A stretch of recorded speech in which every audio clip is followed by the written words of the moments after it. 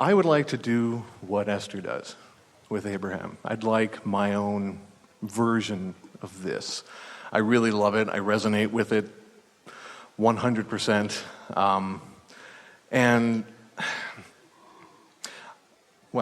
remember... Well, there's no reason not to do it, so do it. Okay. Everyone is an extension of source energy, and everyone has an inner being. So it's just a matter of tuning to that frequency, so that you can hear it clearly. That's it. That's all. So how do I do that? Well, you know that feeling of resonance? That feeling of resonance is you aligning with your inner being. Every time you are appreciating something, someone, something, you are in complete resonance with your inner being. Every time you are feeling love, you are in complete resonance with your inner being. So it's about practicing it in a way that it's steady enough that it becomes a dominant part of your vibration. Esther achieved it by following some simple guidance from someone like Abraham, who said, meditate. And Jerry and Esther said, that's weird. We're business people. And Esther said, what do you mean meditate? She thought of people standing at the airport on one foot with their hand out, or sitting in a position Esther could never get into in her whole life, and oming. She thought of it as weird. What do you mean meditate? Sit in a quiet room and wear comfortable clothing and focus on your breathing, and when your mind wanders, and it will, release the thought and focus back on your breathing.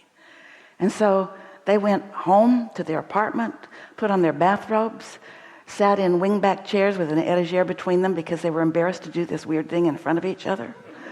Set a timer for 15 minutes, and Esther just counted her breathing. And right away, because Esther was pretty much just living happily ever after. She wasn't worried about anything or pushing against anything or mad at anybody. She was just sort of newly in love with Jerry and newly in love with life, and all that was just good. And right away, she felt completely numb, which means she managed, by focusing on her breathing, to not focus on anything that was in the way of allowing her vibration to rise. So you don't have to meditate if you could be happy all the time, but you live in a world where lots of things are getting your attention. So it is really helpful to quiet your mind on a really regular basis, once a day, we'd say, for 15 or 20 minutes, where your intention is to quiet your mind, so that in the absence of any thought, there is no resistance. And when you practice no resistance, your vibration rises, and you feel that. You feel that connection. Now, don't try to make it into something. Esther, the advantage that she had, she didn't want it to turn into anything. All through all of it, as it was unfolding, Esther made Jerry promise he wouldn't tell anybody, because she didn't want to be the weird one.